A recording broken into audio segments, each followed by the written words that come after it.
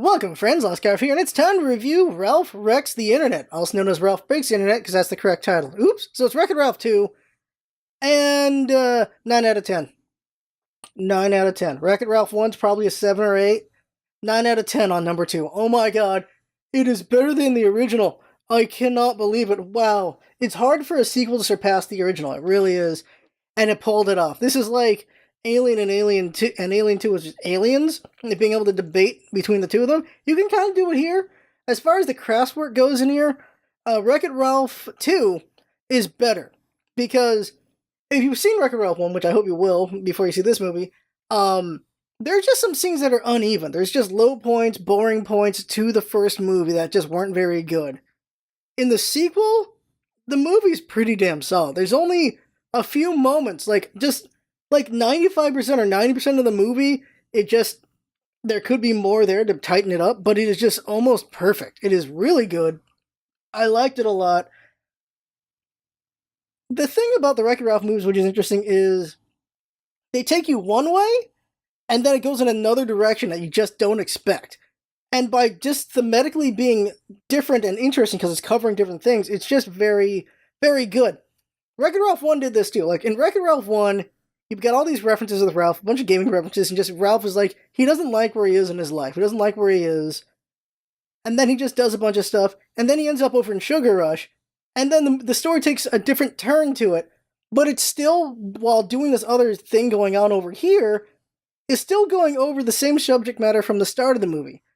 So you're still going over Ralph's place in the world, while he's also dealing with this other stuff, and by the end it all comes together. Same thing happens in the sequel, but it does it so much better and just better crafted in the way they go about it, going from one end to the other, that it doesn't feel as, not janky, but just, the first movie just wasn't as even about it, while this one, it's constantly there, while being underneath something else.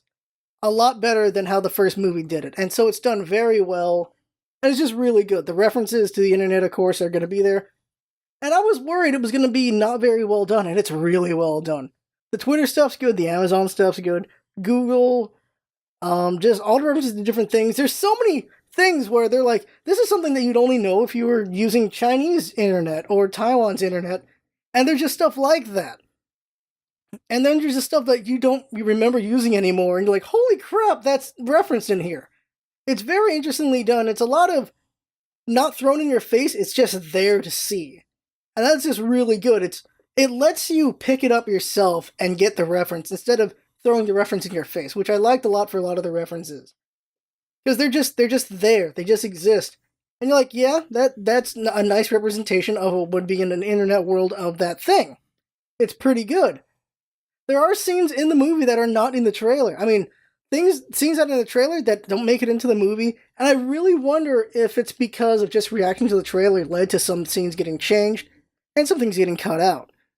But it's such a good movie, and the Disney stuff, it's not a lot of the movie, actually. People are worried that Disney would maybe show itself off a little too much, and it doesn't.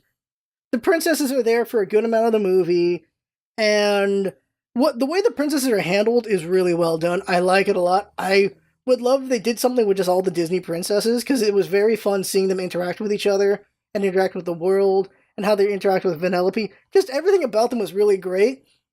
And it really showed who these characters are for the little bit of time they got, and they all got equal footing. Everyone does something in this movie. All the princesses do something, and that gives them a moment to just show that they're competent princesses and they can do stuff, and it's just really cool. It's cool seeing so many classics just be there, and they do something. But they're not in a lot of the movie. Just for the part of the movie they're in, pretty good. But you got Vanellope and Ralph, and the story's about the two of them, and they go through a lot of stuff in this movie, and I wasn't expecting it to hit me the way it did. Same thing goes for the first movie, though. The Wreck-It Ralph, the first movie, is about Ralph accepting himself, accepting who he is, accepting the world he's in, and being okay with that. Just acceptance, that's really what it is, accepting himself. That's what the first movie's about. The second movie, I won't give away what it's about, but it's another it's really a mature concept, because kids aren't going to really get that idea. At least not perfectly. They're not going to completely grasp the idea of accepting yourself. At least not as a kid. As they grow up, they might understand it more. And the subject matter of the second movie is something adult like that as well. Something more mature. Not a very childish concept. And it's done so well. By the end, I was like, damn, like they went there. They did that. It's so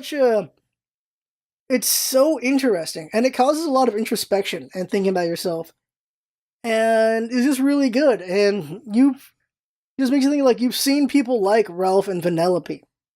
Like, or you're one of those characters. You've seen stuff like this, or you've experienced it yourself. And it just hits on that part of life itself. It was interesting to see so much humanity with these animated characters. It really did. Very interesting. Just didn't expect it. Wasn't expecting such a heavy subject to be in there, and yet it was. Just like in the first movie. Wasn't expecting them to actually have a subject matter in there. You cynically think there's just going to be a bunch of references in the first movie. Same thing for this one. You think there's just going to be a bunch of just internet stuff. But there's an actual heart underneath everything in it. And it was really good. And there's a part, it's not spoiling because it's in the trailers, where Ralph does some virality, where he's on YouTube. It's not called YouTube in this one, so they don't favor a certain company. YouTube exists in this universe. There's a different tube in this universe, so that they're not just giving YouTube a bunch of advertising. So it's a different tube made for the movie, and it's about just getting viral and stuff. It was very interesting seeing that part as a YouTuber. As someone who makes YouTube videos, as someone who does Twitch and all that stuff, and tries to grow a community, it was interesting seeing Ralph chase virality. It was very interesting seeing that, and I was interested in seeing, are they going to go over the toll of it? Are they going to go over the negatives of virality? And they only touch on it lightly. Not a lot, and they don't need to because they have a different subject matter they want to go over. But for a minute, I thought, are they going to go over that? Are they really going to go over the toll of trying to be viral? And they only go over it just a little bit. But it was pretty good for the most part. It's just a solid movie, really good. Music's pretty good. Animation's great. There's a lot of action in this movie.